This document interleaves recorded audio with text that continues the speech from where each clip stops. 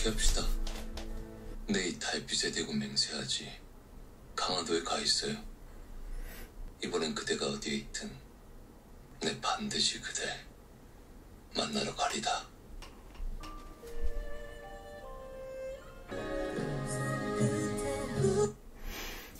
안녕하세요, 정덕현입니다. 연인이라는 사극이죠.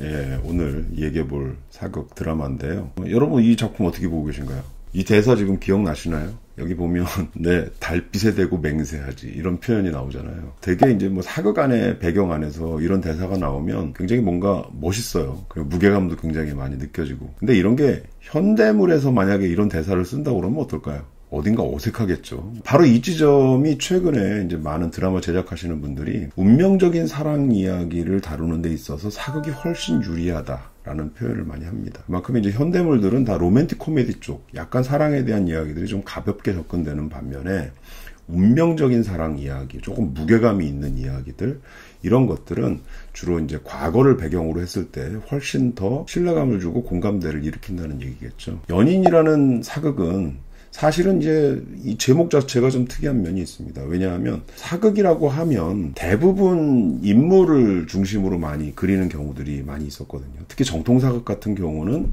굉장히 굵직한 어떤 역사적 인물들, 뭐 대왕 세종이라던가 선덕여왕이라던가 뭐 대조영이라던가 태조왕건이라던가 뭐 이런 인물들을 주로 많이 그리죠. 근데 이제 이 작품은 제목 자체가 연인이잖아요. 그래서 역사적인 어떤 사건들을 배경으로 하고는 있지만 그 역사의 소용돌이 안에서 장현이라는 인물과 그 다음에 길채라는 인물, 이 두 인물 사이에 어떤 사랑 이야기, 연인이죠, 말 그대로. 이 사랑 이야기가 중심으로 그려진다는 얘기죠. 사실은 이 배경 자체는 굉장히 무겁습니다. 왜냐하면 병자호란을 배경으로 하는 작품이거든요, 이 작품이. 그래서 인조시대의 어떤 굉장히 피폐된 상황이죠. 병자호란이라는 게 김훈 작가가 이 남한산성이라는 소설에도 썼지만 왕이 결국은 후금이 들어왔을 때 남한산성에 들어가서 피신해서 지내는 거죠. 근데 이 남한산성을 이 오랑캐들이 이렇게 둘러싸고 빠져나오지 못하게 만듦으로 해서 굉장히 고립된 상황을 겪게 되는 거죠. 그러다가 결국은 어떻게 돼요? 우리가 그 역사책에서 많이 배웠던 아마 한국 역사의 아주 최대의 굴욕 이라고 얘기하는 삼전도의 굴욕이라고 우리가 흔히 얘기하는 그 후금의 칸 앞에 머리를 이렇게 조아리는, 그냥 조아리는 정도가 아니죠. 머리를 땅에다가 찧어서 소리를 내게 하는 뭐 이런, 그래서 뭐 피가 났다고 그러는데 인조의 머리에 그 굴욕으로 굉장히 기억되는 병자호란을 배경으로 하고 있습니다. 민초들한테는 굉장히 고달픈 상황일 수밖에 없는 게 왕이 도망갔기 때문에 백성들은 어떻게 해요? 백성들도 버려진 거잖아요, 어떻게 보면. 근데 그 와중에도 이 양반 사대부들은 왕을 지켜야 한다는 마음에 전쟁터에 나가서 그냥 어떤 면에서는 총알바지 되는 경우들이 실제로 많이 있었거든요. 대부분 싸워보지 못한 양반들이기 때문에 뜻만 갖고 싸워봐야 뭐합니까? 결국은 다 죽는 거죠. 그래서 많은 또 여성들이 이들에게 끌려가서 굉장히 굴욕을 당하고 다시 돌아왔을 때 우리가 흔히 얘기하는 환양녀라는 표현이 이제 여기서부터 나왔다고 하는데, 와서도 사실 살기 어려웠다고는 그런 역사적인 어떤 비극이 있는 사건이죠. 병자호란이. 이 작품 많은 분들이 보시면서 이거 바람과 함께 사라지다가 너무 떠오르지 않는가 이런 얘기들을 실제로 많이 했어요. 유길채, 여기서 안은진 씨가 연기하는 길채라는 인물이 바람과 함께 사라지다의 스칼렛 오하라를 상당히 많이 닮았다. 이 연인에서는 레트 버틀러 역할을 누구 하냐, 이장현이라는 인물 상당히 닮아 있어요. 레트 버틀러가 남북전쟁 상황에서 어떤 밀무역이나 또 뭐 매점매석 이런 걸 통해서 이 무역을 했던 인물로 등장을 한다면, 여기 지금 연인에서 이 이장현은 저 후금, 그러니까 오랑캐라고 흔히 표현하는 그들하고 일찍부터 뭔가 교역, 무역을 해왔던 그런 인물이죠. 그래서 그 나라 말도 굉장히 능통하고 그 오랑캐들이 어떤 사람들인가도 정확하게 알고 있죠. 그래서 실제 전쟁이 터졌을 때 이들을 대하는 방식에 대해서 상당히 다른 어떤 입장들을 표현합니다. 보면 이장현과 남현준, 이 두 사람이 전쟁이 터지고 나서 대립하는데요. 남현준이란 인물은 역시 사대부기 때문에 자기가 사랑하는 사람이 있어도 그거보다는 남한산성에 유폐되어 있는 임금을 구하기 위해서 싸우러 나가야 된다, 이걸 막 주장을 하는 인물입니다. 근데 이장현 같은 경우는 여기에 정반대 이야기를 하거든요. 그 현실적인 것이 아니다. 결국 가면 다 죽을 것이다. 차라리 지금 피난을 가는 게 좋다.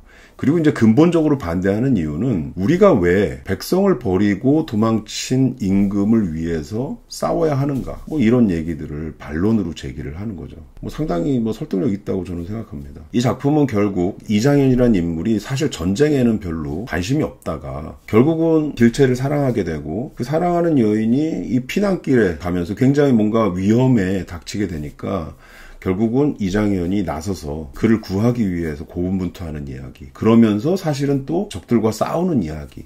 이런 이야기로다가 펼쳐져 나가는 거죠. 그래서 사실 이 드라마가 갖고 있는 대결 구도는 굉장히 저는 좀 독특하게 바라보고 있습니다. 그게 뭐냐면 전쟁 상황에서 사실은 사대부들의 사고방식이라면 임금을 지키기 위해서 자기 목숨을 던져야 하는 이런 상황이라고 볼 수 있겠죠. 근데 이 작품에서는 임금? 아니다. 그거보다는 내 님을 먼저 지키는 게 더 중요하다라는 얘기들을 하고 있습니다. 이게 굉장히 좀 의미 있는 얘기잖아요. 왜냐하면 사실은 명분이라던가 그 당대의 사대부들이 꼭 지켜야 되는 뭔가 충절이라든가 뭐 절개라든가 여인들한테 절개를 굉장히 요구하기도 하고 했는데 그런 것들보다 더 소중한 부분들은 굉장히 우리 가까이 있는 것이다라는 것, 오히려 사적인 부분에 오히려 있다는 것, 이런 거를 이 연인이란 작품은 대결 구도로 그리고 있다는 겁니다. 그래서 이 작품이 보여주는 어떤 세계관이 좀 저는 흥미롭다고 생각하는데 결국 사극이라고 하더라도 현재의 우리의 가치나 이런 것들을 거기 안에 투영해서 바라보는 거잖아요. 그래서 지금의 가치관이 과거하고는 완전히 다르다 하는 부분들을 여기서 많이 보여주고 그런 의미에서 보면 이 연인이라는 제목이 상당히 의미가 있다고 볼 수 있습니다. 명분들이 중요한 게 아니라 진짜 내 옆에 있는 사람들과 어떻게 하면 행복하게 살아갈 것인가에 대한 부분들 이런 거를 새로운 가치로서 그려내서 보여준다는 거죠. 우리가 흔히 예전에 이제 국어 시간에 님에 대한 얘기를 진짜 많이 들었잖아요. 주로 과거에 이거 양반과 사대부들은 임금님을 님이라고 표현해서 시조에 엄청나게 많이 집어넣었거든요. 연인이나 마찬가지예요. 그래서 뭐 달을 얘기하면 그 유배간 그 선비들이 달을 보면서 님 이러면서 부르면서 얘기를 할 때 그 님이라는 거는 아주 사적인 관계에서의 님을 얘기하는 게 아니라 임금님을 표현하는 경우들이 실제로 많았다는 거죠. 근데 지금 시대는 임금의 시대냐? 아닙니다. 지금은 실제 내가 관계 맺고 있는 사람들에 대한 이야기, 이게 진짜 우리에게는 님이라고 할 수 있는 거죠. 특히 이제 이 작품에서 우리가 좀 주목해야 될 거는 이 남궁민과 안은진 씨가 갖고 있는 일종의 연기를 통해서 작품의 몰입감을 높인 어떤 부분이라고 볼 수 있는데요. 사실 이 작품은 제가 듣기로는 이 업계에서 대본이 꽤 오래 많이 돌았다고 합니다. 예, 돌면서 사실은 제작이 그렇게 빨리 선뜻 이루어지지 않은 작품이라고 하거든요. 실제로 제가 앞부분의 내용들을 보면 조금은 지금 시대에 맞나? 라는 생각이 들 정도로 약간 보수적인 그림들, 특히 여성 캐릭터, 여기 길채라는 캐릭터가 초반에는 정말 매력이 별로 없게 느껴질 정도로 그려졌어요. 첫 등장 여러분 기억하시나요? 새를 보면서 새야 너는 누가 제일 예쁘니? 뭐 이런 걸 물어보잖아요. 무슨 백설공주에 나오는 그 왕비도 아니고 뭐 그런 얘기들이 막 나오는데 그런 약간 생각 없는 캐릭터로 처음에 시작하기 때문에 매력을 느끼기가 좀 어려웠거든요. 여기 또 이장현이라는 인물도 마찬가지입니다. 대부분의 사극에서는 이런 뭐 이 전쟁이 터지거나 막 이러면 굉장히 막 나서서 싸우는 어떤 영웅을 기대하는데 이 인물은 그거보다는 아주 현실적인 선택을 해서 야 피난 가자 이렇게 얘기하는 인물이거든요. 그래서 사실은 매력을 느끼기가 쉽지 않은 초반 대본이 있음에도 불구하고 이게 순차적으로 지나가고 또 전쟁이 빵 터지고 난 이후부터의 이 캐릭터들이 상당 부분 성장하면서 변화하는 과정들을 보여주고 그 안에서 두 사람이 뭔가 성장하기도 하지만 끈끈하게 서로 사랑하는 애틋한 운명적인 사랑을 하는 이런 과정들을 같이 풀어나간다는 의미에서 후반부에는 화력이 엄청 붙을 수 있는 작품이었다는 거죠. 자, 뭐 이렇게 보면 여기서 관건은 뭐겠습니까? 초반에 드라마를 보다가 대부분 이 캐릭터 별로 마음에 안 들어. 그리고 포기하는 경우에는 후반부를 보여줄 가능성이 없는 거거든요. 남궁민은 다 우리가 얘기하는 흔히 얘기하는 믿고 보는 배우라고 얘기가 되잖아요. 근데 이 인물이 이걸 선택한 이유를 정확히 알 수 있겠죠. 이 작품을 앞부분에 충분히 자기가 이걸 끌고 나갈 수 있다면 초반부를 넘긴 이후부터는 굉장히 불이 붙을 것이다라고 판단을 했다는 거죠. 그리고 그 판단은 본인이 어떻게 연기를 하면 될 것인가에 대한 철저한 계산을 통해서 나올 수 있지 않았나 하는 생각을 하거든요. 남궁민이라는 배우는 제가 개인적으로 인터뷰를 해봐서 아는데 연기를 메소드 연기처럼 막 빠져서 연기를 하는 그런 스타일이 아닙니다. 그거보다는 자기가 어떤 연기를 해서 그게 대중들한테, 시청자들한테 어떤 감정을 줄 수 있는가, 이걸 정확하게 계산해 가면서 연기를 하는 스타일이거든요. 그리고 그게 진정한 배우의 길이라고 얘기를 한 적이 있어요, 저한테도. 그래서 어떤 면에서는 남궁민이라는 배우는 시청자를 좀 쥐락펴락하면서 끌고 간다, 이렇게 좀 느낄 수 있는데, 최근에 이제 많은 작품에서 남궁민이 굉장히 배우로서 성공하고 작품마다 좀 굉장히 주목을 받았던 이유가 바로 여기에 있지 않나 생각이 들거든요. 철저한 분석, 그 다음에 그걸 끌고 나가는 힘, 계산된 어떤 연기들, 이런 것들이 굉장히 중요하다고 보는데, 이 작품에서도 이제 그 초반에 그런 것들을 잘 깔아줬다는 거죠. 안은진도 상당 부분 여기에 남궁민의 연기에 같이 호흡을 맞추면서 그런 부분들을 했다고 보입니다. 그래서 초반에 어떤 그 캐릭터가 갖고 있는 어떤 면에서는 조금은 매력이 없는 면들, 이런 것들을 좀 강조를 많이 했고, 그렇게 강조를 하다 보니까 전쟁이 터진 이후에 변화 과정이 훨씬 더 드라마틱하게 나올 수 있었다는 거죠. 이 두 인물의 연기에 대한 부분들을 이 작품에서 좀 새롭게 우리가 좀 평가를 해야 되지 않나 생각을 합니다.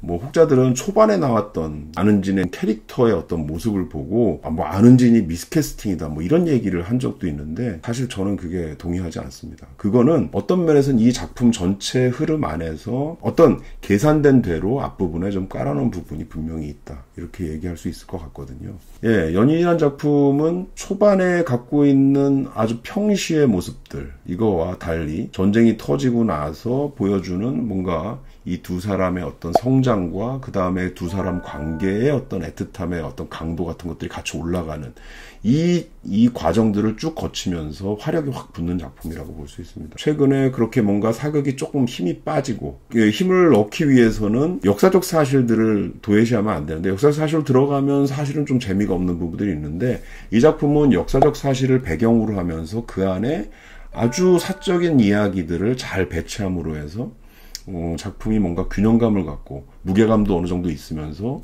나름 어떤 재미있는 서사들, 이런 것들을 같이 끌고 가는 작품. 최근에 현대극이나 어디 이런 데서 보기 어려운 운명적인 사랑 이야기를 그린다는 측면에서 뒤로 갈수록 굉장히 많은 힘을 받는 작품이 되지 않을까라는 생각을 합니다. 오늘 감사합니다.